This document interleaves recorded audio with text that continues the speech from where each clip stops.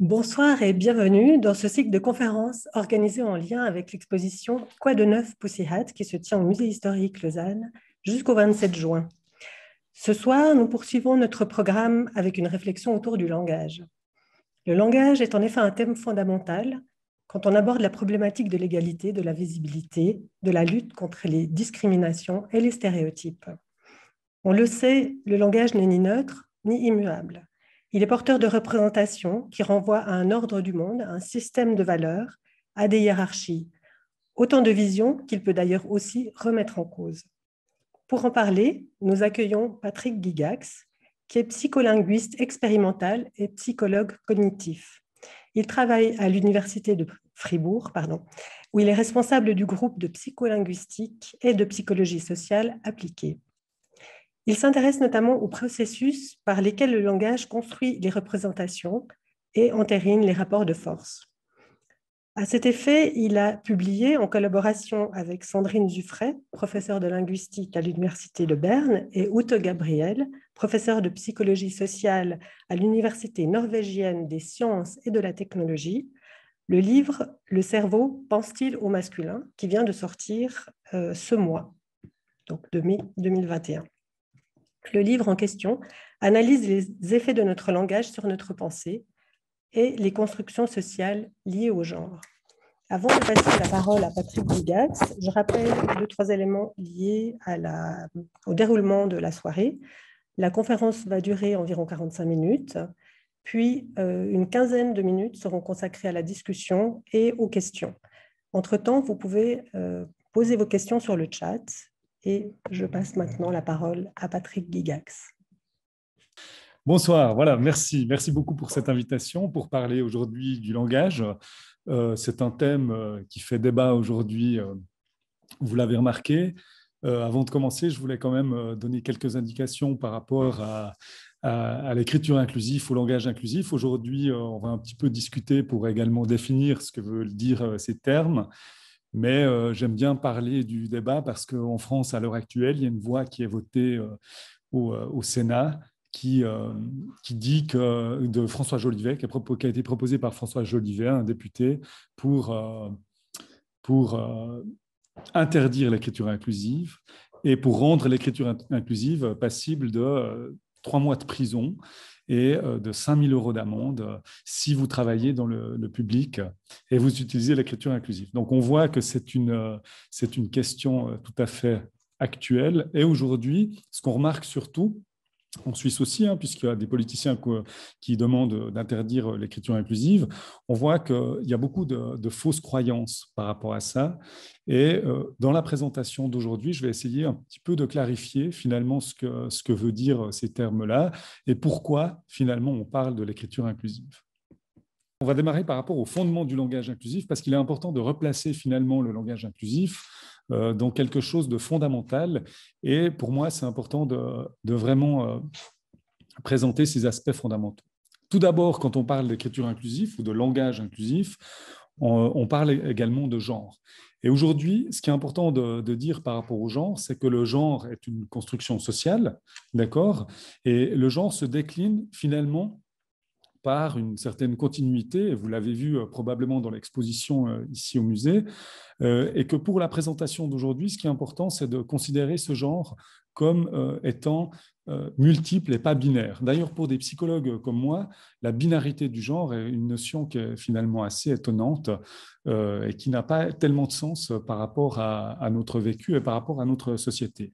Alors, on ne va pas parler de ça pour l'instant, mais j'aimerais quand même que vous gardiez cette idée en tête, surtout quand on parlera d'inclusion. L'autre élément qui est vraiment très, très important de mentionner, c'est la notion d'androcentrisme. Alors, l'androcentrisme, c'est en fait cette idée que finalement notre société tourne autour des hommes et notre société est androcentrée puisque tout est centré autour des hommes et on le voit pas seulement dans le langage mais on le voit dans d'autres aspects, par exemple dans les habits. Quand on considère les habits dans notre société, on a tendance à parler d'un habit neutre, mais cet habit n'est pas du tout neutre, il est finalement stéréotypé masculin, donc c'est l'habit masculin. Donc on voit que pour l'habillement, mais de manière générale pour notre société, on est dans une société où tout tourne autour des hommes. Vous allez de l'architecture, de l'éducation, vous avez énormément d'éléments qui vous montrent qu'on est dans cet androcentrisme.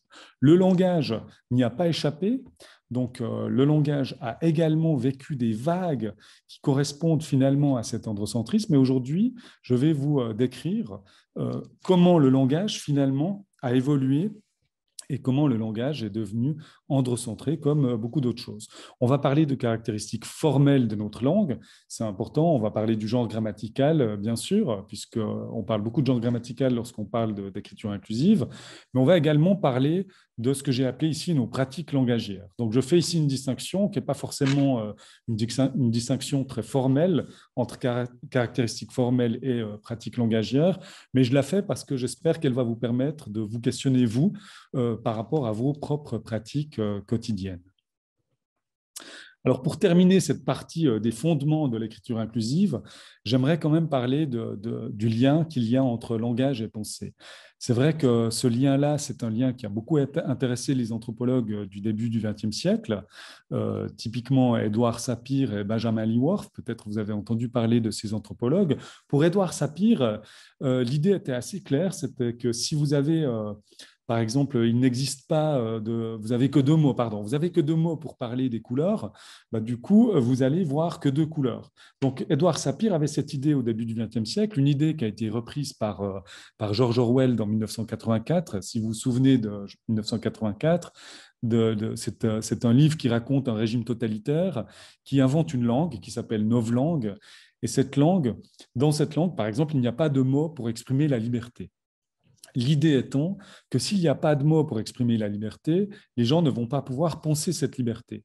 Bon, ce lien entre langage et pensée a été beaucoup discuté, a été très controversé, et aujourd'hui, on peut envisager le lien entre langage et pensée d'une autre manière, et cette autre manière, je vais vous la décrire au travers d'une expérience, d'une petite expérience qu'on a effectuée à l'université de Fribourg, ici avec mon collègue Michał Paszłowski. Dans cette étude, ce qu'on fait, on va à la bibliothèque universitaire et puis on s'approche d'étudiantes et d'étudiants qui sont en train de travailler et on leur dit, voilà, nous fêtons les 10 ans du département de psychologie et vous venez de gagner 2 francs. En fait, on a tiré au sort votre table et vous venez de gagner 2 francs. Alors, ce qui est intéressant dans cette expérience, déjà, les personnes sont très étonnées par notre arrivée. Mais évidemment, ce qui est intéressant ici, c'est qu'on donne la pièce de 2 francs, elle est collée sur un bout de papier, et sur le bout de papier, pour la moitié des personnes, c'est marqué « Tiens, une pièce de 2 francs ». Pour l'autre moitié des personnes, c'est marqué « Tiens, une petite pièce de 2 francs ». En fait, c'est la même pièce de 2 francs, c'est une pièce que tout le monde voit tous les jours. Et en fait, ce qu'on fait, c'est qu'on revient quelques minutes plus tard et on demande aux gens à quel point les personnes sont heureuses. En fait, allons de 1, je ne suis pas du tout heureux ou heureuse, à 9, je suis très heureuse. Et ce qu'on remarque, regardez, c'est que les personnes qui ont reçu la pièce sont simplement plus heureuses que les personnes qui ont reçu la petite pièce. Alors pourquoi les personnes qui ont reçu la petite pièce sont moins heureuses? Et puis on peut discuter longtemps pour savoir pourquoi on aime moins les petites choses que les grandes choses. Mais ce n'est pas ça ici qui est important. Ce qui est important ici, c'est que la phrase ici, le mot petite, qui n'était pas du tout en bleu, hein, il est en bleu ici pour que vous le voyez un peu mieux, mais le mot petite a attiré l'attention des personnes vers une propriété de la pièce qui n'est pas forcément pertinente. Alors l'idée ici du lien entre langage et pensée, c'est que le langage a un nombre limité d'options pour parler d'un monde illimité. Et parce qu'on a un nombre limité d'options, le langage va attirer notre attention vers certaines propriétés qui ne sont pas forcément pertinentes. Donc, gardez ça en tête pour le reste de ma présentation, puisque ce principe-là est un principe très important qui va finalement m'accompagner tout au long de la présentation. Gardez-le aussi en tête la prochaine fois que vous proposez d'aller boire une petite bière à votre ami et vous verrez peut-être la réaction de cette personne. OK, maintenant on va parler de langage et de genre et langage. Alors, avant de parler de caractéristiques formelles, je vais parler d'usage de la langue, de votre usage. Alors, quand je dis votre, c'est aussi le mien, hein, donc ne vous sentez pas trop visé par ce que je dis aujourd'hui. Mais je vais diviser également l'usage en 2 choses. D'abord le contenu et ensuite la forme. Alors, quand je parle du contenu, ce qui est important ici, c'est que nous avons tendance à utiliser les mêmes termes pour parler de femmes et pour parler d'hommes. En fait, on a tendance à utiliser des termes qui sont différenciés pour parler de filles, pour parler de garçons, pour parler de femmes et pour parler d'hommes.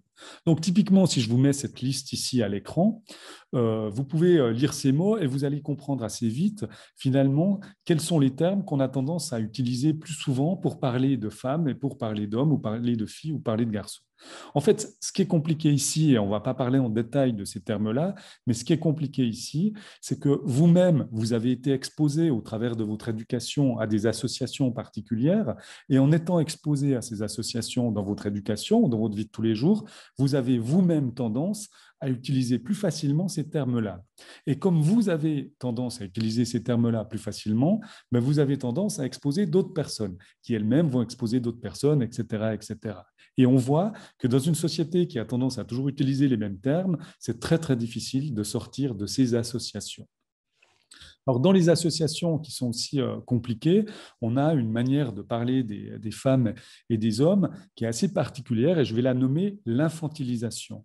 On a tendance, et on le voit beaucoup dans les journaux à l'heure actuelle, on a tendance à infantiliser les femmes au travers de termes comme ici, c'est un titre qui est apparu dans le journal Le Temps il y a 2 ans, les filles de la Fed Cup et les hommes de la Coupe Davis. On voit ici, on parle des femmes qui ont joué la Fed Cup, qui est une compétition de tennis, et les hommes, c'est la Coupe Davis, c'est la compétition de tennis pour les hommes. Et on voit cette tendance à utiliser des termes qui infantilisent les femmes. Alors, le terme par excellence pour infantiliser les femmes, on va en reparler après, c'est mademoiselle. Mais on en reparlera après parce que mademoiselle, il y a quelque chose d'autre par rapport à ce terme-là. Mais maintenant, ce qui est intéressant par rapport à ça, c'est également le fait qu'on a tendance à utiliser les prénoms plus facilement quand on parle à des femmes que quand on parle à des hommes.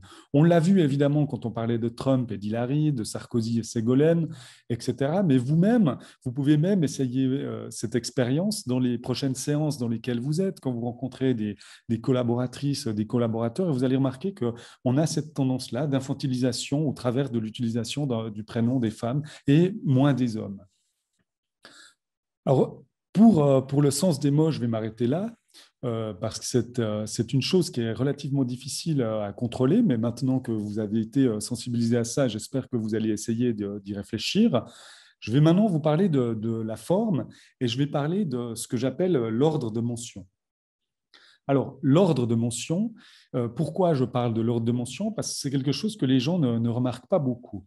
En fait, quand on parle de 2 éléments dans la vie, on a tendance à penser que l'ordre de mention est un ordre phonétique, c'est-à-dire que c'est le son qui va déterminer quel est l'ordre des éléments qu'on présente. Par exemple, si je parle de ma chaise et de la table, ou de la table et de la chaise.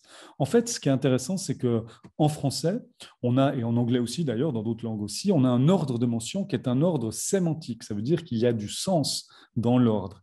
Et quand on parle d'objet, on a tendance à parler de l'objet plus grand en premier et l'objet plus petit en deuxième. Maintenant, quand on parle des personnes, ce qui est intéressant, c'est qu'on a également un ordre, mais sémantique, donc un sens, et ce sens, il est hiérarchique. Donc, quand vous parlez, par exemple, de votre père, on parle de père et fils ou de mère et fille, on a un ordre qui est lié à l'âge. On parle de la personne la plus âgée en premier et la personne la moins âgée en deuxième. Maintenant, ce qui devient intéressant, évidemment, pour nous aujourd'hui, c'est quand on parle du genre. Et on est dans une société, et revenons à l'idée de l'androcentrisme, on a tendance à parler des hommes en premier. Donc, on a des paires qui sont intéressantes, par exemple les hommes et les femmes. Je vous mets au défi, la prochaine fois que vous parlez des hommes et des femmes, d'essayer de parler des femmes et des hommes. Et en fait, on voit que les bureaux de l'égalité, à l'époque, s'appelaient les bureaux de l'égalité entre hommes et femmes, et ont changé maintenant en bureau de l'égalité et de la diversité au bureau de l'égalité entre femmes et hommes. Mais on voit qu'on nomme les hommes en premier dans des paires, par exemple, comme mari et femme. Donc, mari et femme, vous ne l'avez jamais entendu en femme et mari. Donc, les personnes qui viennent me dire que l'ordre est alphabétique, je vous invite à revoir un peu votre alphabet. Donc, mari et femme ici, on parle souvent du mari en premier. Mais ça, c'est vraiment important de le comprendre, que historiquement, le mari a été considéré comme la personne la plus importante du couple, historiquement. D'accord? Et c'est pour ça qu'on a toujours parlé de mari et femme. Maintenant, ce qui est intéressant ici, c'est qu'il y a une autre asymétrie. Le mari ici peut être un mari, mais peut également être un homme. D'accord? Tandis que femme ici, le terme qui la décrit va être confondu avec son statut marital. Et je reviens à ce terme de mademoiselle parce qu'on est dans une société où, pour diverses raisons, on a beaucoup de problèmes avec le statut marital des femmes. D'accord? Donc, pourquoi, par exemple, on utilise le terme mademoiselle et pourquoi on n'utilise pas le terme damoiseau ou mon damoiseau? Et d'ailleurs, je vous mets au défi, quand vous sortez de cette présentation, si vous avez des habits chauds et que vous allez sur une terrasse et que vous avez un serveur, levez la main et dites Damoiseau, j'aimerais une bière, s'il vous plaît. À la limite, dites Damoiseau, j'aimerais une petite bière, hein, on est là-dedans. OK. Donc, le statut marital des femmes a aussi posé problème, mais on le voit, hein, je vous mets encore une fois au défi. Allez, un autre défi, essayez de me donner l'équivalent de la fête de la Sainte-Catherine. Donc, la fête de la Sainte-Catherine, pour les personnes qui ne savent pas, c'est la fête qu'une femme va fêter à 25 ans si elle n'est pas mariée. Maintenant, je vous mets au défi de me dire quelle est la fête pour les hommes qui ne sont pas mariés à 25 ans. En fait, on a vu des hommes qui ont participé à la fête de fête de Sainte-Catherine, et ces hommes sont devenus, allez, je vous le mets en mille, les rois de la Sainte-Catherine. Bon, ça c'est un autre problème. Donc, on voit mari et femme, on voit d'autres exemples. Alors évidemment, maintenant, si vous réfléchissez aux couples que vous connaissez autour de vous, et maintenant vous êtes en train de réfléchir à ces couples, vous n'allez pas forcément, si vous avez des couples hétérosexuels autour de vous, vous n'allez pas forcément mettre l'homme en premier. Pourquoi? Eh bien, parce que si vous réfléchissez aux couples qui sont autour de vous, qu'ils soient hétérosexuels ou homosexuels, c'est égal, en fait, vous allez nommer en premier la personne qui vous est la plus importante. La personne qui vous est la plus importante, c'est peut-être la personne que vous avez rencontrée en premier, mais c'est la personne qui, hiérarchiquement, dans votre représentation de vous en tant qu'individu, c'est la personne la plus importante. Et maintenant, vous comprenez un petit peu, dans une société androcentrée, donc qui tourne autour des hommes, pourquoi on nomme toujours les hommes en premier. Le dernier exemple que je vais vous donner, avant d'arrêter cet ordre de mention, c'est Adam et Ève. Adam et Ève, c'est intéressant parce que le son d'Adam et Ève, même si moi je vous dis, dites-le maintenant à haute voix, vos micros sont éteints, j'espère, à la maison, mais vous dites Ève et Adam, ça va vous paraître un peu bizarre. Pourtant, Ève et Adam, en termes de son, en termes de liaison, est beaucoup plus simple phonétiquement à prononcer. Alors pour nous, c'est plus compliqué parce qu'on ne l'a jamais entendu, mais c'est plus simple à prononcer que Adam et Ève, puisque vous avez une coupure ici pour prononcer ce couple-là. Alors pourquoi j'aime bien Adam et Ève? C'est parce que ma collègue Anne Mas a montré que dans des peintures de peintres qui peignent, qui parlent des langues qui vont de gauche à droite, Adam a majoritairement tendance à être peint à gauche et Ève à droite. Et pour des peintres qui peignent et qui parlent des langues qui vont de droite à gauche, c'est l'inverse. Donc en fait, on voit que même visuellement, l'ordre de mention, ici par rapport au langage qui va de gauche à droite, est un ordre qui reste hiérarchique. OK, je vais m'arrêter ici par rapport à ce que j'ai appelé l'usage de la langue, même si ce qu'on va dire après fait aussi partie de l'usage de la langue, mais je vais m'arrêter ici parce que vous allez déjà probablement me détester par rapport à ce que je viens de vous dire, parce que vous allez vous rendre compte, à chaque fois que vous allez nommer maintenant des femmes et des hommes, vous voyez, je fais ici explicitement l'inversion de l'ordre, vous allez remarquer que vous faites aussi partie. Ah, je voulais quand même terminer parce que je sais qu'il y a des personnes qui l'ont probablement noté maintenant, ou peut-être dans le chat, qui ont mis moi, on va lui montrer à Gigax, c'est pas vrai, il y a d'ailleurs un exemple, il y a un contre-exemple et il n'y en a qu'un seul. Alors, il y a des exemples plus ponctuels, mais il y en a un que tout le monde connaît, c'est évidemment Mesdames et Messieurs. Et on retrouve Mesdames et Messieurs à partir du XVIIIe siècle, mais pour des raisons principalement paternalistes. Mon collègue Martin Reisiger à Zurich, maintenant, lui, parle plutôt de l'effet Titanic. C'est les femmes et les enfants d'abord. Donc, c'est vraiment une option paternaliste qui est explicitement utilisée à partir du XVIIIe et qui est restée jusqu'à maintenant. Voilà, je m'arrête ici pour maintenant passer sur une caractéristique formelle qui est finalement le genre grammatical.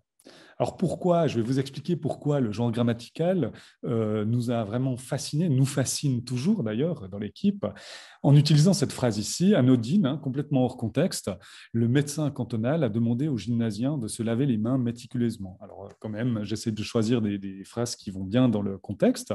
Maintenant, ce qui nous intéresse ici, évidemment, c'est cette partie-là. C'est le médecin ici et aux gymnasiens ici. Pourquoi en termes psychologiques, c'est intéressant, mais en termes linguistiques aussi, évidemment, c'est qu'il y a une forme masculine.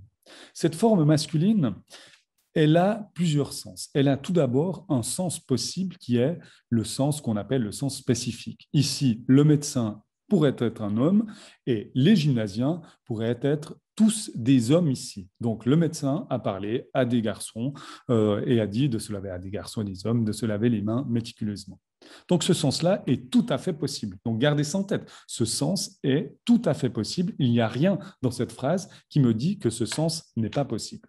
Maintenant, il y a un autre sens possible, c'est ce qu'on appelle le sens générique.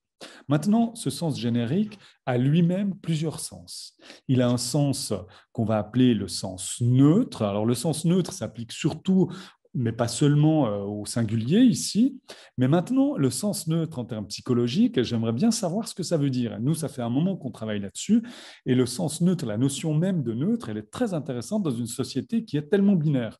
Donc maintenant, je vous mets au défi même. Alors, ce soir, vous aurez plein de défis à part ça, mais ce soir, je vous mets au défi. Vous prenez un bout de papier. Si vous savez dessiner, vous faites un visage. La prochaine fois que vous êtes avec des amis sur une terrasse, vous faites un visage neutre. D'accord? Vous dessinez un visage neutre et vous demandez aux personnes qui sont avec vous de vous dire le plus rapidement possible quel est le genre de votre dessin.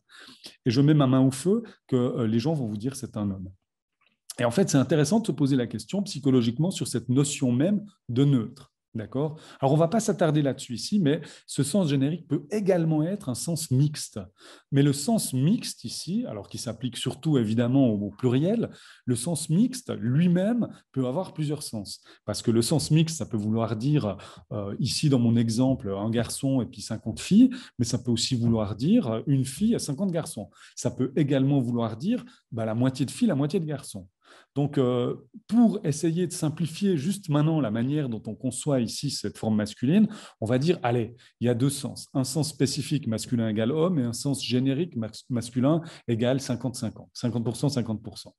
Maintenant, gardez en tête que le sens, l'autre sens que le sens spécifique est vraiment multiple. Donc maintenant, nous, ce qui nous intéresse pour des psychologues, c'est de dire à chaque fois que votre cerveau arrive devant un masculin, votre cerveau va devoir décider de quel sens il s'agit parmi ces diverses possibilités. Et notre cerveau, je dis notre, parce que j'allais dire vôtre, mais en fait, vous verrez pourquoi je ne dis pas vôtre. Notre cerveau est un cerveau paresseux. D'accord? Je suis désolé de vous dire ça. C'est vraiment difficile de dire ça aux gens, mais voilà, je vous le dis, votre cerveau est paresseux. Donc, ça veut dire que votre cerveau est économiste. Votre cerveau va essayer de trouver une stratégie pour aller le plus rapidement possible, pour ne pas à chaque fois se dire ce masculin, c'est quoi? C'est plutôt un homme, c'est plutôt une femme, ou c'est plutôt quelqu'un de neutre? Mais si on pense à quelqu'un de neutre, ce serait quoi? Etc., etc. Maintenant, vous pouvez me dire, mais le cerveau va peut-être pas le faire. Le cerveau va simplement attendre une information qui va lui permettre de le faire. Eh bien non. Pourquoi? Parce que le cerveau ne supporte pas l'ambiguïté.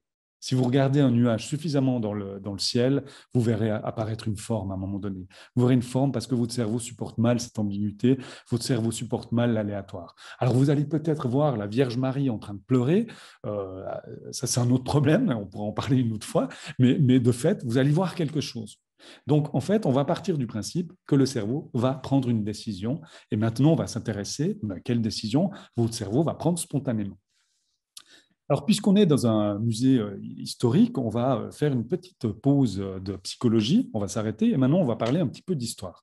Pourquoi on va parler d'histoire? Parce que ce masculin, cette forme masculine, n'a pas eu toujours ses sens multiples, en tout cas n'a pas eu la valeur dominante qu'elle a aujourd'hui en français. Alors, on pourra peut-être dans la discussion parler d'autres langues, mais dans d'autres langues, ça a été la même chose.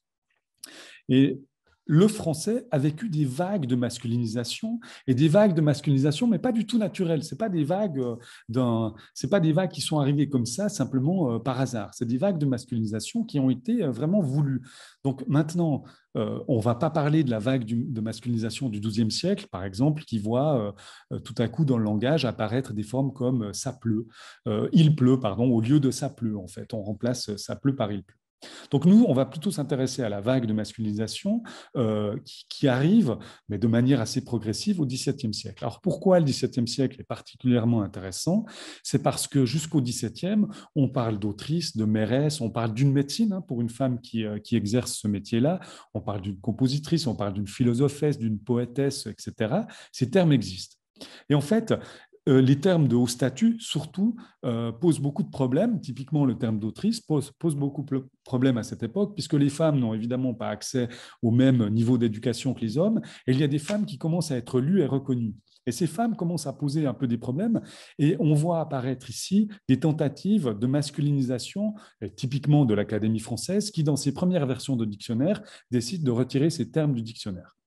Donc, autrice disparaît. Alors, autrice ne disparaît pas au XVIIe, autrice disparaît au XIXe, parce que depuis le moment où autrice n'apparaît plus dans le dictionnaire jusqu'au moment où l'école obligatoire commence, il y a encore il y a du temps, et autrice est utilisé dans l'usage. Autrice, d'ailleurs, vient du latin auxtrix, donc c'est un terme qui est utilisé pendant très, très longtemps, mais disparaît à ce moment-là. Alors, il y a d'autres choses qui marquent ici cette vague de masculinisation. Par exemple, jusqu'au XVIIe, il y a plusieurs règles grammaticales qui cohabitent. Par exemple, il y a une règle qui s'appelle la règle de proximité, qui d'ailleurs n'a jamais disparu vraiment, qui à ce moment-là disparaît au profit de la règle du masculin. Donc la règle de proximité, c'est la règle d'accord, où par exemple, je disais, ce verre et cette tasse sont cassés. Cassé, je l'écris E aigu ES, parce que j'accorde au plus proche, le plus proche est féminin, donc je l'accorde comme ça. Et sachez que cette règle-là, Maurice Grévis, dans son livre Le Bon Usage, hein, que vous avez sûrement pas lu parce qu'il fait 1500 pages et qu'il est plus de 1500 pages, pardon, mais dans Maurice Grévis en parle encore, hein, son livre du Bon Usage, sur lequel tous nos livres de grammaire ont été basés, il en parle de cet accord, d'ailleurs, comme un accord qui existe, oui, qui est un peu ancien, mais qui existe tout de même. D'ailleurs, si je vous dis certains étudiantes et étudiants, vous allez me dire, c'est un peu bizarre quand même. Donc, par contre, si je vous dis certaines étudiantes et étudiants, bah, c'est un accord que vous le faites, et vous le faites, et on l'entend beaucoup, et on l'entend comme étant très naturel.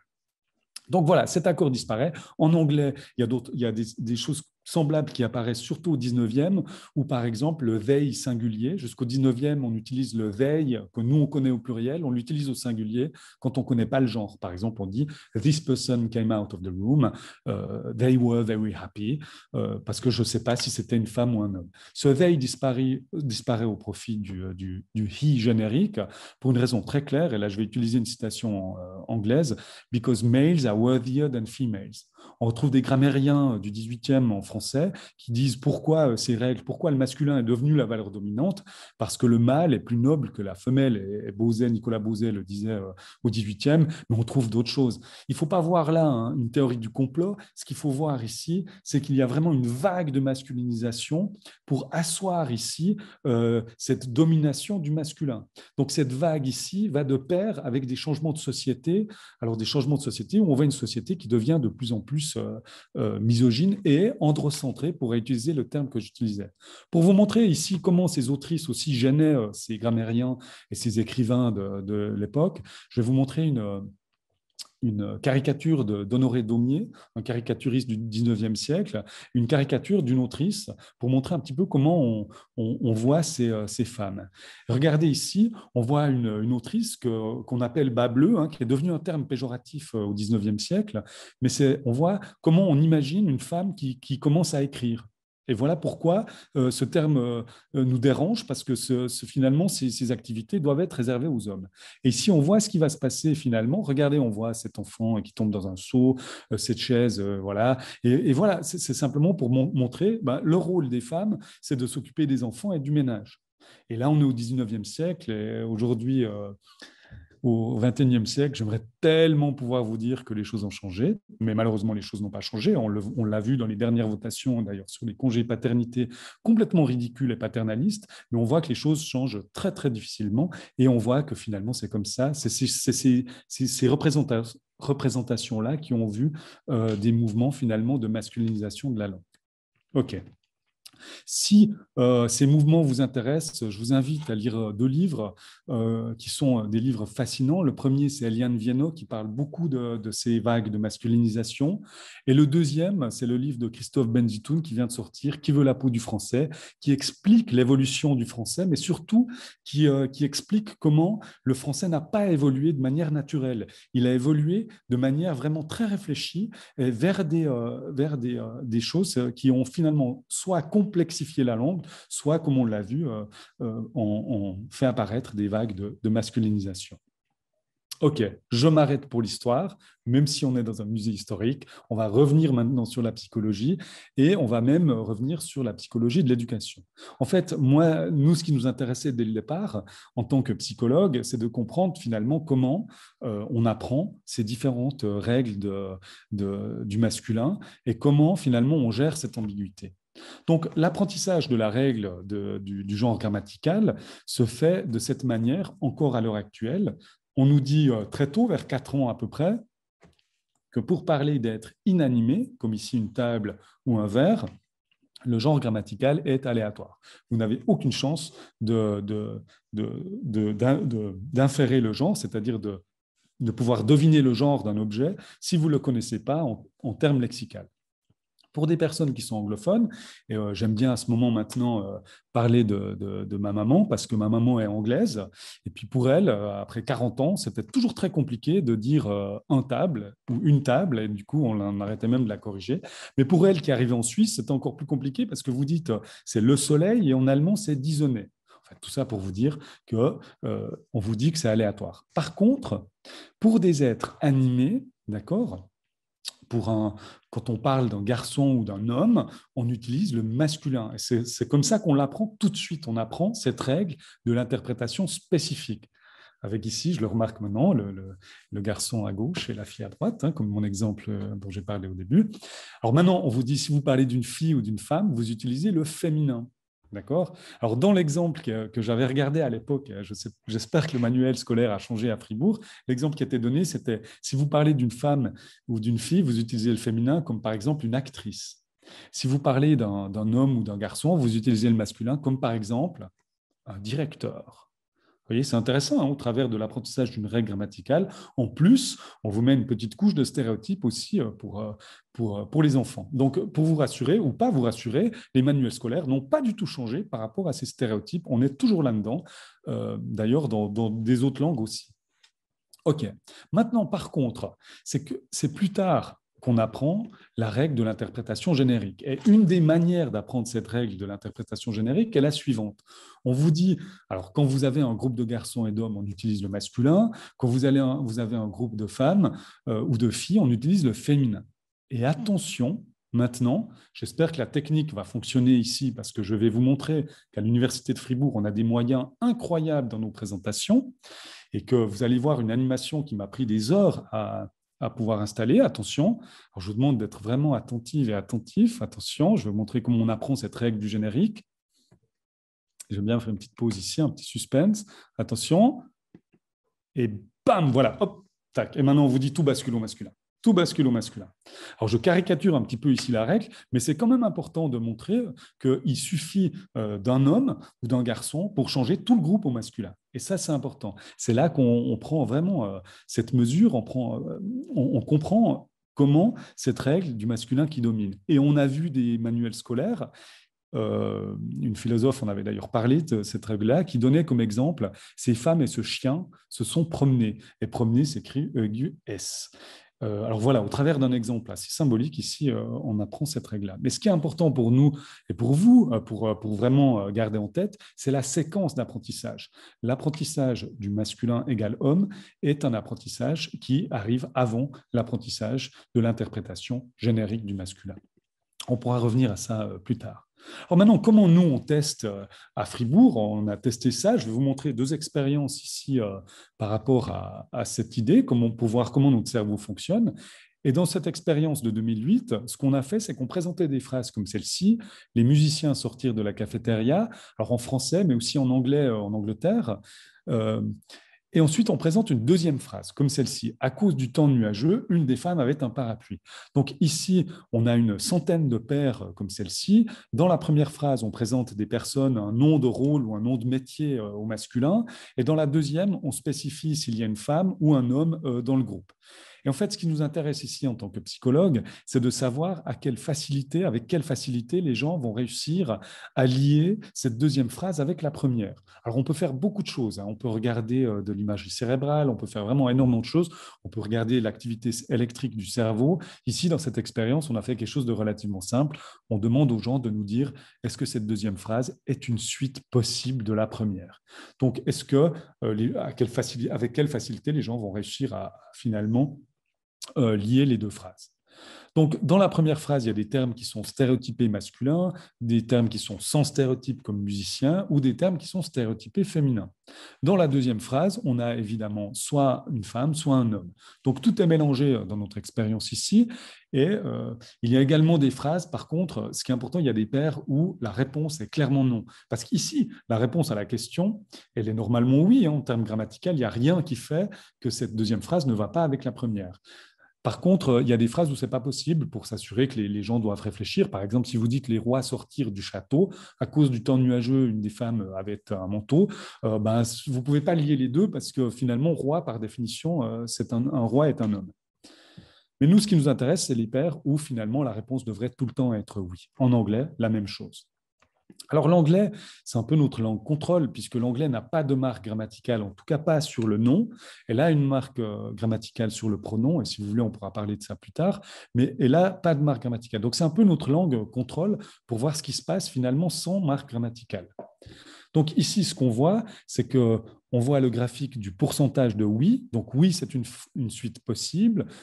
Soit la phrase, elle a une des femmes, soit elle a un des hommes, avec une première phrase qui a un stéréotype féminin, comme nurse en anglais, par exemple, un stéréotype masculin comme mechanics, ou un sans stéréotype, comme l'exemple que je vous avais donné avant, musicians. Regardez ce qui se passe maintenant en anglais. On voit que pour les stéréotypes féminins, donc nurse par exemple, les gens ont plus de peine à dire oui lorsque c'est un homme qui est dans la deuxième phrase. Pour les stéréotypes masculins, c'est l'inverse. Les gens ont plus de peine à dire oui, c'est une suite possible lorsque c'est une femme qui suit par exemple mechanics. Sans stéréotype, on voit que les gens disent de manière plus ou moins égale qu'un homme ou une femme peut être lié finalement à cette première phrase. Donc ce qu'on voit ici, et d'autres personnes l'avaient déjà montré avant nous, c'est que la représentation en anglais est principalement basée sur les stéréotypes. Alors, regardez maintenant ce qui se passe en français. Donc, la différence ici, c'est que les termes sont masculins, donc de genre grammatical, qui peut pourtant être compris comme une valeur générique. Et regardez ce qui se passe maintenant. On a de nouveau les stéréotypes et la suite, une des femmes, un des hommes. Alors, regardez. J'aime bien ici attendre aussi un petit moment de suspense comme ça. Qu'est-ce qui va se passer? Et voilà la réponse. Quel que soit finalement le stéréotype, les personnes interrogées ont toujours plus de peine à dire oui lorsque c'est une femme qui est dans la deuxième phrase par rapport à une première qui est au masculin. Donc on a ici une indication, ce n'était pas la première fois qu'on avait cette indication, une indication forte que l'interprétation spécifique du masculin, donc masculin égale homme, est une interprétation qui semble être dominante et qui semble être activée de manière spontanée. Alors à partir de là, à partir de 2008, on fait beaucoup de choses dans l'équipe, on a vraiment fait énormément de choses. Et là, je vais vous montrer une expérience où on a essayé de pousser des personnes à comprendre le masculin comme une valeur générique. Donc, on le fait d'une manière relativement explicite, c'est-à-dire on le demande. Okay. Alors, dans l'expérience, on fait quelque chose on fait un paradigme un peu différent pour vous montrer qu'on n'a pas seulement testé des phrases comme je vous l'ai montré avant, mais ici, dans l'expérience, on montre par exemple des paires comme ceci, une sœur musicien, un frère musicien, une sœur mécanicien, etc. En fait, les gens doivent nous dire le plus rapidement possible, donc les paires apparaissent une après l'autre, et les gens doivent nous dire le plus rapidement possible, est-ce que la personne représentée par le premier mot, par exemple une sœur, peut faire partie d'un groupe représenté par le deuxième. Donc en fait, est-ce qu'une sœur peut faire partie d'un groupe de musiciens? Au milieu de l'expérience, on arrête l'expérience et on rappelle la règle grammaticale de l'interprétation générique du masculin. Et ça va vous paraître un petit peu bizarre parce qu'on arrête vraiment l'expérience et on va vers la personne et on lui dit « Vous vous souvenez de la règle générique, de l'interprétation générique ?» Et les gens nous disent « Mais bien sûr, évidemment. » Et on dit « Bon, maintenant, gardez cette règle en tête. » Et on recommence l'expérience, alors avec d'autres paires maintenant, mais c'est toujours le même principe. Dans cette expérience, il y a à peu près 400 paires en tout, 200 paires au début, 200 paires à la fin. Alors, il y a des pairs, de nouveau, où ce n'est pas possible. Par exemple, une sœur ne peut pas faire partie d'un groupe de rois. Un frère ne peut pas faire partie d'un groupe de reines, par exemple. Et regardez ce qui va se passer ici. Donc, on a de nouveau, on demande la réponse oui. Alors, regardez le pourcentage de oui maintenant. Je ne vous montre pas les effets de stéréotype parce qu'il n'y en a pas dans cette expérience. Et sans rappel, on a de nouveau cet effet. Sans rappel, les gens ont plus de peine à dire oui lorsque c'est une femme qui fait partie d'un groupe représenté au masculin. Maintenant, avec rappel, regardez ce qui se passe. On voit que maintenant, le nombre de oui augmente. Donc, on a rappelé la règle du masculin générique. Maintenant, le problème qu'on a ici par rapport à ce résultat, c'est que, imaginez-vous, je vous fais une expérience maintenant où je vous montre des carrés de différentes couleurs. Et je vous dis, chaque fois que vous voyez un carré, vous me donnez la couleur. Le carré est vert, vous me dites vert. Le carré est rouge, vous me dites rouge. Le carré est jaune, vous me dites jaune. Évidemment, si vous n'avez pas de problème avec les couleurs. Mais maintenant, j'arrête l'expérience au milieu et je vous dis, alors, on recommence l'expérience, sauf quand le carré est rouge, vous me dites vert. Pour les autres, vous me donnez la couleur normalement. Mais quand il est rouge, vous me dites vert. D'accord? Je change la règle ici. Maintenant, je recommence l'expérience. Je vous montre le carré vert, vous me dites vert. Je vous montre le carré bleu, vous me dites bleu. Et là, je vous montre le carré rouge. Et là, vous me dites vert. Vous vous souvenez de la règle. Maintenant, parce que vous avez dit vert, est-ce que ça veut dire que vous voyez le carré vert? Et ça, c'est une question qu'on va se poser ici dans cette expérience. Donc, ce qu'on va regarder dans cette expérience, ce n'est pas seulement la réponse oui, mais en fait, on va regarder le temps que vous prenez pour dire oui. Le temps de réponse a été utilisé depuis la fin du 19e siècle dans des expériences de psychologie, dans des expériences sociales, mais en fait, le temps que vous mettez pour répondre oui est le temps qui va nous signaler avec quelle facilité vous arrivez à donner la réponse. Et regardez ici maintenant par rapport au temps de réponse. Donc maintenant, c'est les temps de réponse pour dire oui. Oui, un frère peut faire partie du groupe. Oui, une sœur peut faire partie du groupe, etc. Donc, on a la vitesse de réponse en millisecondes, parce qu'en psychologie, on aime bien présenter en millisecondes. Ça nous donne un peu l'aspect un peu technique comme ça, mais enfin, 1000 millisecondes, c'est une seconde, évidemment. Et regardez ce qui se passe maintenant dans la première partie de l'expérience, sans rappel, sans instruction particulière. On voit que pour dire oui, les personnes interrogées sont plus rapides pour dire oui lorsque c'est un homme qui fait partie du groupe. On pouvait s'y attendre. Les gens disent oui moins souvent, et en plus, quand les gens disent oui, les gens prennent plus de temps à dire oui pour une femme qui fait partie du groupe. Regardez maintenant dans la deuxième partie de l'expérience avec rappel. Alors là, on voit que même si de manière générale, les gens sont plus rapides, c'est normal, c'est la deuxième partie de l'expérience, la pente est toujours là. Même quand on rappelle la règle, les gens ont toujours plus de peine à dire oui lorsque c'est une femme qui fait partie du groupe. Et pourquoi? On appelle ça, nous, un phénomène de résonance, c'est-à-dire un mécanisme de résonance. C'est-à-dire que quand le masculin arrive dans votre cerveau, le cerveau va vous renvoyer une valeur et vous ne pouvez absolument rien faire par rapport à cette valeur. Donc, c'est une valeur qui vient, et nous, on la mesure à peu près à 200 millisecondes. Donc, même si j'essayais de taper des mains 200 millisecondes, à 200 millisecondes, je n'arriverai pas. Ce n'est pas possible, c'est trop rapide. Donc, votre cerveau va tout de suite envoyer la valeur masculin égale homme. Et après, si vous avez une autre valeur qui va s'ajouter, elle ne va jamais supplanter cette première valeur. Et c'est pour ça que ça prend plus long pour dire oui, une femme va faire partie d'un groupe.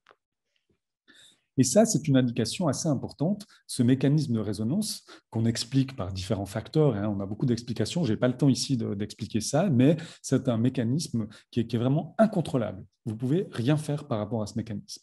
Donc, pour conclure un petit peu maintenant ce que je vous ai dit jusqu'à maintenant, la représentation du genre est automatique. Donc, on représente le genre, et j'en ai pas parlé de manière très explicite, mais on se représente le genre de manière automatique. C'est qu'on le fait tout le temps. Quand une femme nous dit qu'elle est enceinte, on lui demande pourquoi, c'est une fille ou un garçon, etc., pour diverses raisons. On a ce genre comme étant une catégorie saliente qui n'est pas forcément pertinente, mais on le fait. Dans le langage, c'est la même chose. Dès qu'on parle de femmes et d'hommes, dès qu'on parle de personnes, d'humains, on va attribuer un genre. Maintenant, lorsqu'il y a un genre grammatical, la représentation est basée sur le genre grammatical. Sur le masculin, si le masculin a cette valeur dominante, homme est activé de manière passive. Donc passive, c'est-à-dire vous ne pouvez absolument rien faire par rapport à ça. Femme peut être activée, mais beaucoup plus difficilement. Ça demande beaucoup plus de ressources. Et maintenant, souvenez-vous ce que j'ai dit par rapport à votre cerveau, mais à mon cerveau aussi, qui est un cerveau économiste et paresseux. On peut s'imaginer que ça va être compliqué d'activer ça parce que vous devez aller à l'encontre d'une activation qui, elle, est spontanée. Maintenant, n'oublions pas que si le genre grammatical n'existe pas, par exemple en anglais par rapport au nom ou en finnois qui n'a pas de genre grammatical, la représentation est basée sur les stéréotypes. Donc on est un peu dans le cas de la peste ou le choléra ici en termes de contraintes, de limites de pensée. Alors, je termine brièvement quand même par rapport aux implications de l'utilisation du genre grammatical et de ces stéréotypes, parce qu'à Fribourg, on a beaucoup travaillé surtout sur les représentations des métiers. Donc, les implications principales que nous, on met en avant, ce sont les aspirations professionnelles de nos enfants. Alors, à Fribourg, on n'est pas les premiers à montrer ces effets. Et avec Dries Verweken en 2015, on montrait que lorsqu'on présente, en fait, on va dans les classes à ce moment-là, dans des classes d'élèves entre 14 et 17 ans, on présente des métiers, à la moitié on les présente qu'au masculin, à une autre moitié on les présente au féminin et masculin, dans l'ordre féminin-masculin. Et ensuite, on pose beaucoup de questions par rapport à ces métiers. Une des questions qui nous intéresse, c'est à votre avis qui a le plus de chances de réussir dans ces métiers, sur une échelle allant de 100% les hommes à 100% les femmes, ou 100% les femmes à 100% les hommes. Mais en fait, ici, ce qui nous intéresse, c'est vraiment quelle est la représentation par rapport au succès. Et ce qu'on remarque ici, c'est que quand on présente le métier qu'au masculin, pour les métiers stéréotypés masculins, les enfants voient plus de chances pour les hommes. Pour les métiers neutres, aussi pour les hommes. D'accord. Par contre, pour les métiers stéréotypés féminins comme infirmier, quand on demande aux élèves, on voit que les élèves de 14 à 17 voient quand même plus de chances de réussite pour les femmes. Donc, on a un double effet ici. On a un effet de stéréotype et un effet finalement qui est lié au langage, au genre grammatical. Maintenant, quand on met au féminin et au masculin, ce qu'on a appelé jusqu'au XVIIe siècle les doublets ou les doublons, on voit que pour les métiers masculins, on monte la représentation de succès des femmes. Pour les métiers neutres, la même chose, sans stéréotype, la même chose. Et pour les métiers stéréotypés féminins, ce qu'on voit, c'est qu'on augmente également la représentation du succès des hommes dans ces métiers. Alors, on pourra discuter un petit peu pourquoi, mais ce qui est intéressant, c'est qu'il semble que si on montre le féminin et le masculin, on augmente finalement la diversité, donc la perception de diversité de ces métiers. Et Armand Chattard, en 2005, à Genève, avec son équipe, avait déjà montré que les garçons aussi se sentaient plus capables de suivre des métiers qui étaient représentés en termes de doublets. Et lui interprétait ça justement comme une ouverture du métier, pour dire ce métier est ouvert à tout le monde.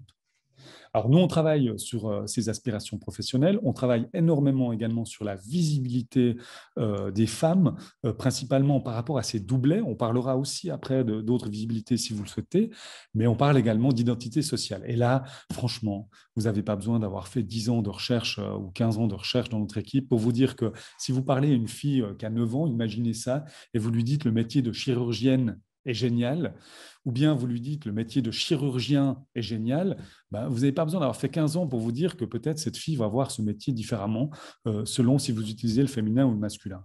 Et c'est important ici, je parle d'une fille parce que les filles ont plus vite cette déformation de représentation masculin égal homme, y arrive beaucoup plus vite que les garçons. Alors nous, on le montre entre 3 et 5 ans. Pourquoi? Simplement parce que les filles, jusqu'à 3 ans, 4 ans, avant d'arriver à l'école, les filles, quand vous leur parlez, de l'âge 0, vous utilisez le féminin. Vous leur dites, dis donc, toi, tu es courageuse, toi.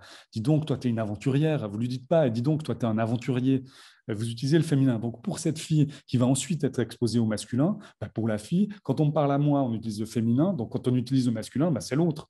Donc, en fait, pour une fille, cette déformation masculin égale homme, pas déformation, cette représentation masculin égale homme, arrive étant créée bien plus tôt une année. En fait, nous, dans nos données, c'est à peu près une année, plus tôt que les garçons. Mais cette représentation va ensuite continuer à l'âge adulte.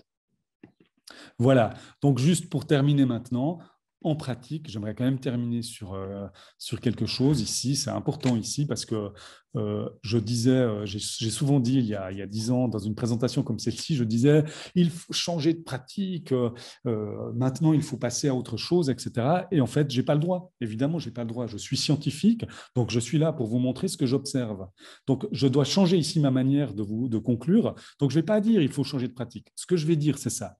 C'est si le monde androcentré, si la société patriarcale vous plaît, donc si vous aimez cette société et vous trouvez que ces inégalités, finalement, sont justes, et puis qu'il y a, ma foi, des gens dominants, il y a des gens dominés, etc. Et si vous aimez cette société androcentrée, bien, continuez d'utiliser le masculin. En fait, ne changez surtout pas vos pratiques langagières.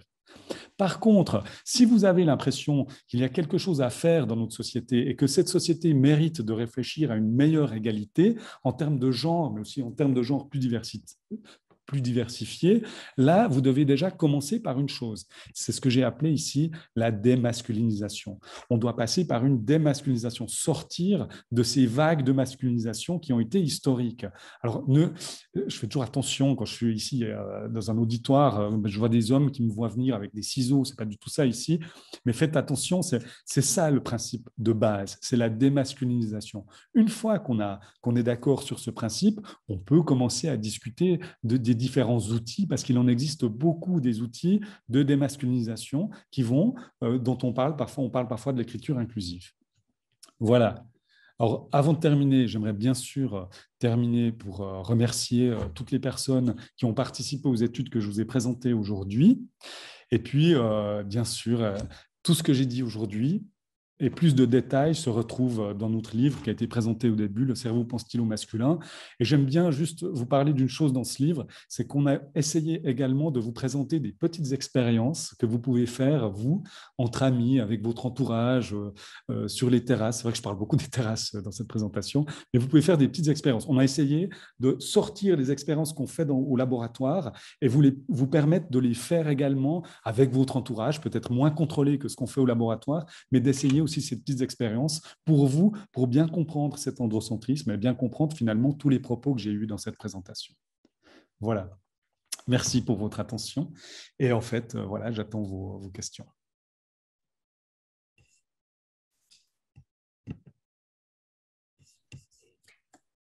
Merci beaucoup, Pascal Gigax, pour cette passionnante présentation. Donc, cette mise en perspective de la manière dont fonctionne notre cerveau, aussi en bonne partie à notre insu, c'est vraiment extraordinairement intéressant. Et puis aussi un vibrant plaidoyer pour le langage inclusif. Donc, je pense que les personnes qui ont assisté à cette conférence sont impatiente de poser des questions, donc je vous invite à le faire. Peut-être avant qu'arrivent les questions, je vais commencer, je vais me lancer. Le langage inclusif, ça permet, notamment avec les doublets, de visibiliser, hein, donc à la fois de sortir de l'unicité du masculin et de visibiliser le féminin. Et dès lors, est-ce que le langage dit épicène, qui recourt à des formules plus neutres, ne contribue pas malgré tout aussi à ne pas faire voir le féminin comme il devrait l'être? Si on dit le corps professoral, on ne sait pas de quoi il est composé, ce corps professoral. Oui, c'est une question vraiment qui est très intéressante, mais surtout, en fait, je vais la replacer maintenant dans l'idée qu'il existe différents outils. Donc, typiquement, un des outils, c'est l'utilisation des doublets. Et puis, quand on utilise un doublet, c'est vrai que finalement, le but, l'objectif d'un doublet, c'est déjà de reféminiser, ça c'est important, et ensuite également de revisibiliser. Donc, c'est vrai, revisibiliser les femmes dans la société. Maintenant, si notre objectif, c'est de dégenrer le langage, donc peut-être d'utiliser un langage qui est plus inclusif, peut-être en termes de non-binarité, par exemple, ou si finalement le genre n'est pas du tout pertinent dans ce qu'on dit, le doublet ne va pas tellement vous être utile. Donc là, on va choisir un autre outil qui peut être, par exemple, d'utiliser la reformulation par le corps, le groupe par l'individu, remplacer l'individu par le groupe. Donc, comme vous l'avez fait, on peut utiliser des termes épicènes comme une personne. Et c'est vrai que ça va apporter une représentation qui est différente de la représentation des doublets. Moi, ce que je veux dire, ce qui est important de dire, c'est que ça dépend ce qu'on veut dire. Si on souhaite visibiliser, on va utiliser des doublets, visibiliser les femmes. Si on souhaite utiliser un langage dégenré, on va utiliser une autre forme d'écriture inclusive qui va, elle, permettre finalement de sortir de la catégorie genre. Donc, en fait, ça dépend de ce que vous voulez faire, vraiment. Donc, typiquement, moi, il y a des présentations, des ateliers ou des personnes avec qui je travaille, par exemple, des femmes qui souhaitent qu'on visibilise leur métier, leur appartenance à ce métier. Et là, je dis, utilisez les doublets pour faire ceci. Mais sinon, vous pouvez très bien utiliser d'autres formes qui sont effectivement, vous avez raison, qui génèrent une représentation qui est plus neutre, ou peut-être plus mixte? Ça, c'est une question qui reste encore un petit peu en suspens. Merci. Voilà, merci. Il y a des questions en lien avec les autres langues. Alors effectivement, il y a la question de l'allemand qui, contrairement au français, utilise le féminin au pluriel. Euh, et parallèlement, on pose une question qui permet de rebondir aussi. J'ai perdu le fil. Voilà, on demande si vous abordez aussi des enjeux comparatistes et quels sont les débats dans les autres langues, ou dans d'autres langues en tout cas. Alors, vaste question, il y a 2 questions ici, pardon. Alors, juste... Okay. Alors, voilà, c'est un vaste débat ici, il y a 2 questions. Je vais essayer d'y répondre de manière la plus concise possible. Donc, premièrement, par rapport à l'allemand, c'est vrai que c'est quelque chose qu'on a testé, le fait d'utiliser un nom au masculin et ensuite d'utiliser un pronom qui ressemble au pronom féminin, donc sie, alors qu'en français, on utilise il, donc on remet une couche de masculin, tandis qu'en allemand, on met une couche de féminin. En fait, ce qu'on montre, c'est qu'en allemand, la déformation, donc, enfin la déformation, quand je parle de déformation, c'est-à-dire la représentation masculine, elle est quand même présente, mais elle est un petit peu atténuée par cette forme plurielle.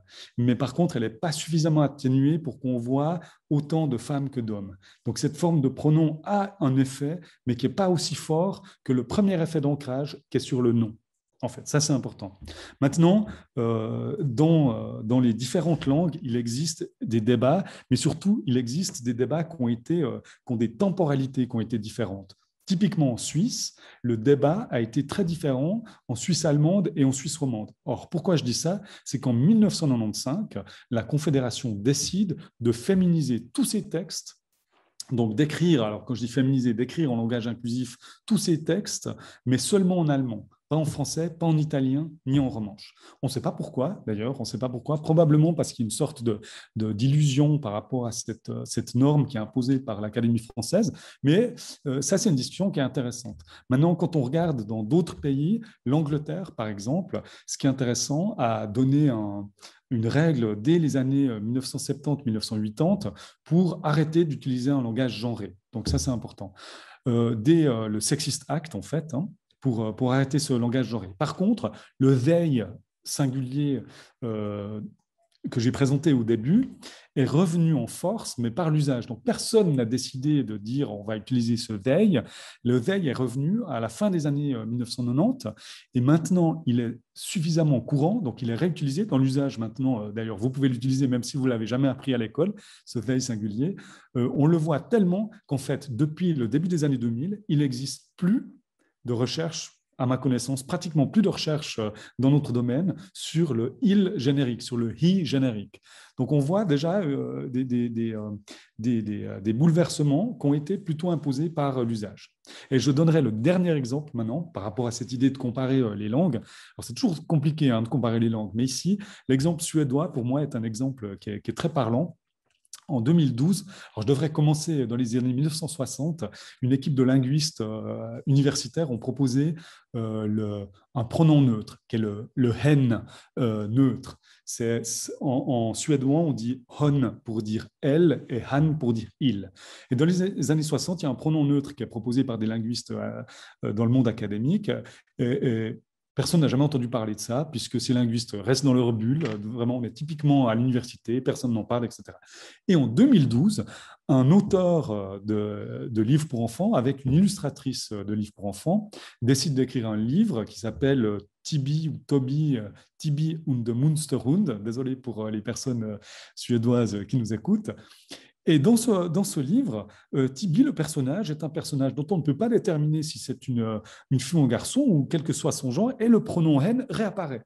Donc il réapparaît dans ce livre, et ça crée un immense tollé en Suède. Et il y a une collègue qui, en 2012, décide de partir dans la rue et d'aller demander aux gens: que pensez-vous de ce hen, ce pronom neutre?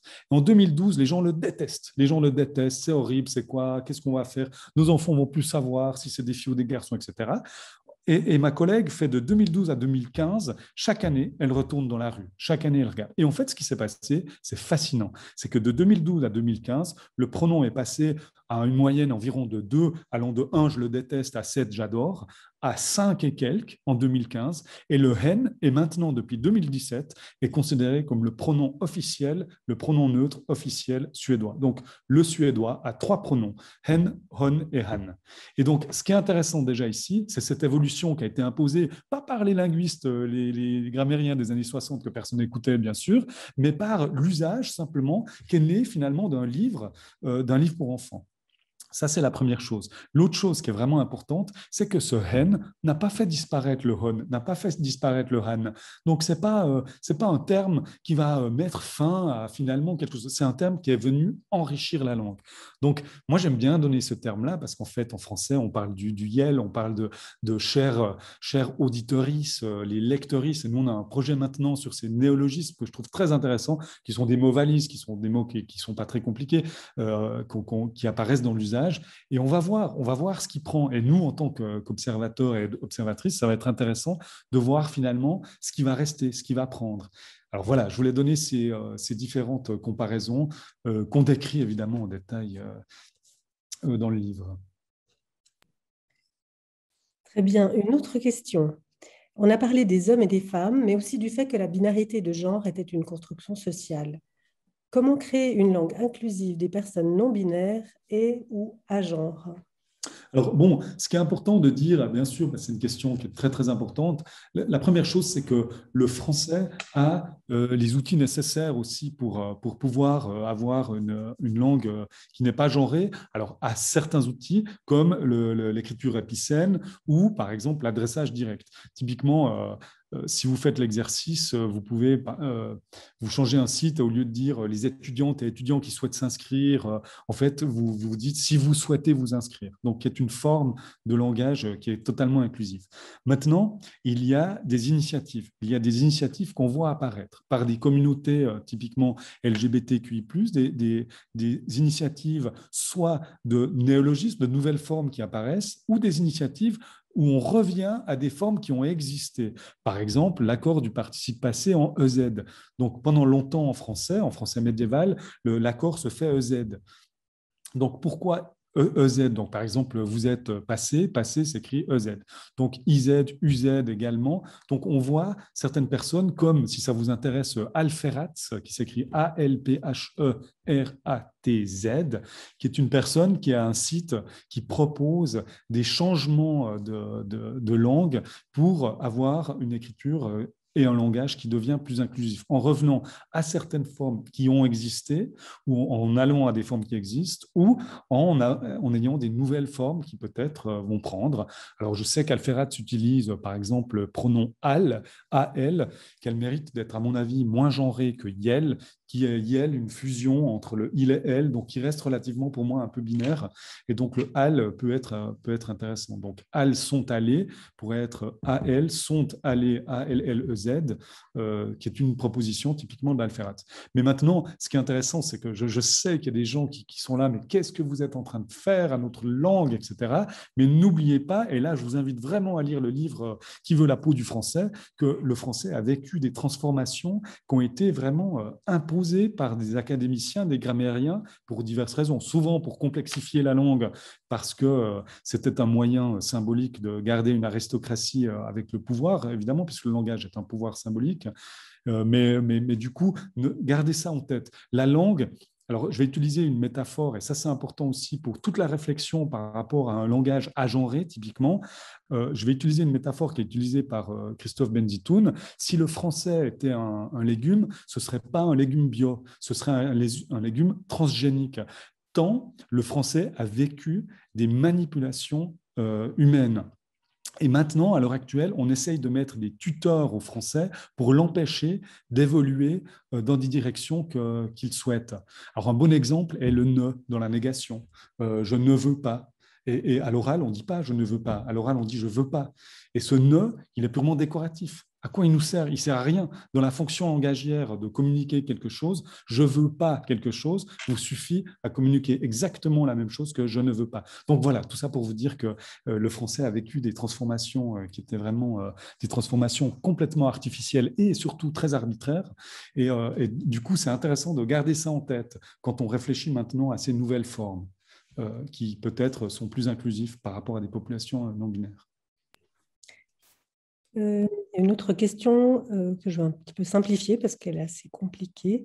On demande si vous avez, dans vos réflexions aussi, développé, enfin, envisagé l'utilisation du féminin universel qui est revendiqué par les mouvements sociaux féministes et certains partis politiques également. Puis je sais que je crois au théâtre, je ne sais plus dans quel théâtre à Genève, ils ont utilisé de leur présentation, leur programme, le féminin universel. C'est une bonne question. Je vais répondre en deux temps. Je vais répondre en deux temps maintenant par rapport à une institution qui a vraiment qui a écrit tous ces textes de loi qu'au féminin. Et vous avez raison, dans certaines manifestations, on voit souvent le féminin dit universel avec un astérisque aussi pour signaler que et pour toute autre personne qui ne s'identifie pas finalement à cette catégorie. Mais l'université de Neuchâtel, vous pouvez aller regarder les textes, tous les règlements de l'université de Neuchâtel sont écrits qu'au féminin en fait, avec une indication au début du texte. Ce féminin est à considérer comme une valeur générique. Et en fait, là, on voit que l'Assemblée de Neuchâtel, qui est constituée du corps enseignant de l'université, a choisi aussi de faire ça un peu comme un coup de poing, un peu un pavé dans la mare, pour montrer à quel point, symboliquement, c'était violent d'avoir cette forme finalement générique qui était utilisée, qui correspondait finalement soit à l'un, soit à l'autre. Donc, nous, après, à Fribourg, on a testé ça. On a pris une cohorte de participantes et de participants et on a essayé de leur faire lire des textes, de leur faire apprendre même. Alors, on a essayé plusieurs choses, mais il ne faut pas vous imaginer Fribourg en train de tester des cobayes comme ça. Mais on a quand même essayé de voir ça. Et en fait, ce qui s'est passé, c'est que c'était très difficile de. En fait, le résultat, par rapport au graphique que je vous ai montré, le résultat, il est simplement symétrique, il est inversé. Donc, on voit qu'on n'arrive pas, en fait, on n'arrive pas à sortir de cette interprétation forme masculine égale homme et forme féminine égale femme. Et même quand on essaie de pousser, on essaie d'enseigner, de faire apprendre ce féminin comme étant une forme générique, on n'arrive pas, en fait. Mais on n'arrive pas de la même manière qu'on n'arrive pas au masculin.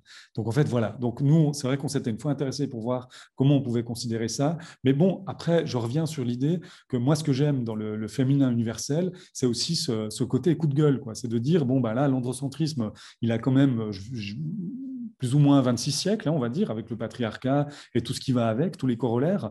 Mais de fait, je trouve le coup de poing, en tout cas à court et moyen terme, il est intéressant pour en tout cas se rappeler ou prendre conscience de la violence symbolique, mais pour nous, la violence psychologique, d'utiliser une forme pour essayer d'englober tout le monde. Et une forme qui est utilisée de manière spécifique et de l'utiliser aussi générique. Donc voilà aussi pourquoi moi j'aime bien de voir des tracts qui utilisent ce féminin universel, mais je le vois aussi, surtout j'aime bien le montrer aussi pour dire, bah, tu vois, à des gens qui disent, ah, mais le masculin peut être compris comme générique, et j'aime bien leur montrer pour dire, bah, alors vas-y, prends ce féminin comme générique.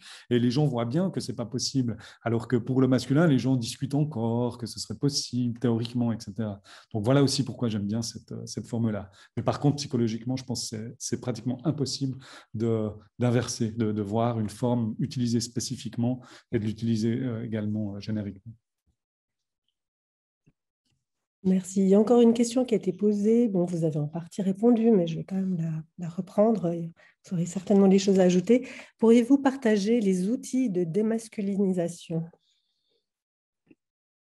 Bon, je ne peux malheureusement pas m'étendre ici puisque les ateliers où on présente ces outils vont de 2 heures à 3 heures et demie. Et puis, alors par contre, on les présente en détail aussi dans différents ouvrages, mais dans le livre aussi, évidemment.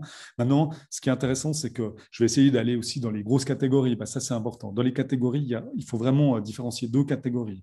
Il y a une catégorie que nous, on appelle la reféminisation. C'est le fait d'utiliser explicitement un féminin pour visibiliser ce dont on parlait avant. Donc, les outils de reféminisation, on cherche à utiliser un féminin. Donc, ça pose des questions évidemment par rapport à quelle forme féminine on va utiliser. Typiquement, autrice, que les gens. J'étais dans un débat il y a quelques années, la personne qui débattait contre moi par rapport à ce terme autrice a failli avaler son micro en disant mais c'est quoi cette invention, alors que c'est un terme qui a disparu il n'y a pas longtemps et qui nous vient du latin.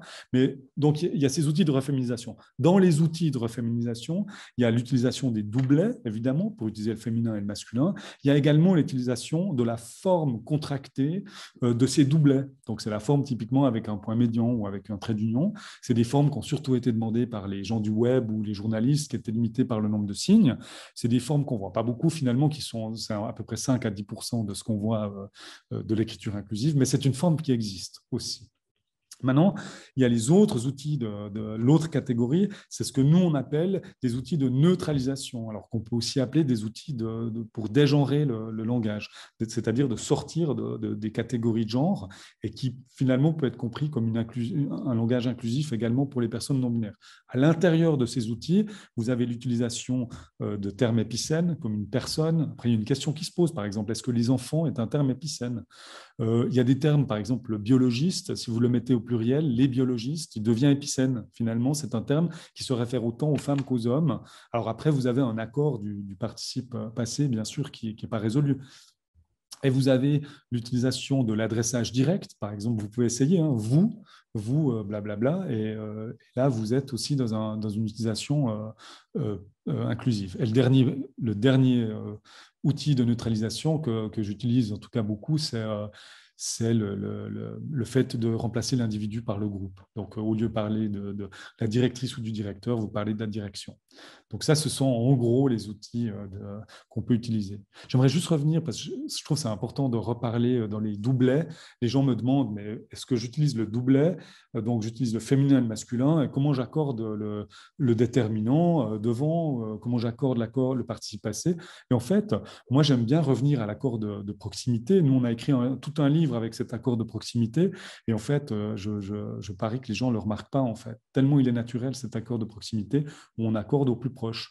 Donc, le déterminant ou l'accord de l'adjectif ou du participe passé que vous utilisez, que vous accordez à l'élément le plus proche. C'est un accord qui existe. Il y a d'autres accords qui existent aussi, l'accord de choix, par exemple. Mais bon, voilà, on n'a pas le temps d'en parler, mais j'espère vous avoir donné en tout cas un panel des outils possibles. Merci. Et une toute dernière question, parce que le temps passe. C'est tellement passionnant qu'on pourrait bien durer encore un peu, mais je pense que vous aimeriez peut-être aussi terminer. Donc, la question est la suivante. Pour les noms qui ont des genres dont on n'est jamais sûr, comme opinion, atmosphère, cela ne semble gêner peu de monde qu'on utilise le mauvais genre pour le déterminant et les adjectifs. Serait-il envisageable de supprimer la considération de genre pour une genrisation par le ressenti? C'est un langage libre, au fond. Ouais, je ne pourrais pas vous répondre vraiment explicitement, mais par contre, votre question, elle est tout à fait légitime et pertinente, puisqu'il y a des termes qui ont non seulement changé de genre, par exemple poison, était une poison pendant longtemps et a changé à un poison. Après, dans les termes, et là, je vous invite à lire Eliane Viennot qui parle de ces changements de genre parce que je les trouve fascinants. Vous avez après-midi, typiquement après-midi dans l'usage, s'entend un après-midi ou une après-midi en fait, et on le retrouve de manière autant fréquente au féminin qu'au masculin. Donc c'est vrai qu'il y a des termes qui changent, il y a des termes qui ont changé, il y a des termes qui sont utilisés des deux. Après, je ne sais pas maintenant qu'est-ce qu'on peut faire avec ça, mais c'est intéressant de voir à quel point ça a été, ce genre-là a bougé. Et après, il y a d'autres choses par rapport aux gens. Vous voyez, quand vous dites une grande faim, j'ai une grande faim. Non, j'ai grand faim. C'est pas parce qu'une grande faim, vous l'accordez. J'ai grand faim. J'ai grand faim, pour moi, c'est une expression qui est fascinante puisque grand on devrait l'accorder à faim puisque faim est féminin, mais on ne l'accorde pas. Donc voilà, le français a énormément d'éléments comme ça qui rendent le français extrêmement complexe, mais qui posent une question en fait qui va dans l'autre sens, de dire c'est lequel, comment on a choisi finalement le genre grammatical, sur quelle source et surtout ces genres qui ont changé. Pourquoi ces genres ont changé, qui les ont changés, qui les ont gardés, etc. Donc voilà, mais par contre, je pourrais pas. Il faudrait que j'y réfléchisse un peu plus longtemps pour voir qu'est-ce qui serait possible de faire par rapport à un genre qui serait un genre qu'on utiliserait de manière plutôt liée au ressenti. Mais merci pour cette question. Merci infiniment, Pascal Guigax. Euh, je vais clore cette soirée. Quelqu'un demande si on peut voir le replay de cette conférence. Alors oui, en principe, la conférence devrait pouvoir être accessible sur notre site, donc le site du musée, en lien avec l'exposition. Cela dans 1 ou 2 jours ou tout au plus à la fin de la semaine. J'aimerais juste encore rappeler une chose avant de prendre congé. Le prochain rendez-vous aura lieu mardi 1er juin. Il s'agit d'une table ronde qui s'intitule Genre et société, la vision des étudiants. Donc, comme son nom l'indique, la table ronde réunira des étudiants, 2 garçons, 2 filles, sous la modération de leurs professeurs ou anciens professeurs de gymnase. Donc, elle aura lieu en ligne également. Une petite subtilité, c'est que contrairement à ce soir, il y aura un lien pour visionner la conférence et un lien pour se connecter au chat. Et je vous invite vraiment à vous connecter au chat pour pouvoir poser les questions. Voilà, je vous souhaite une bonne soirée et merci d'avoir suivi cette conférence.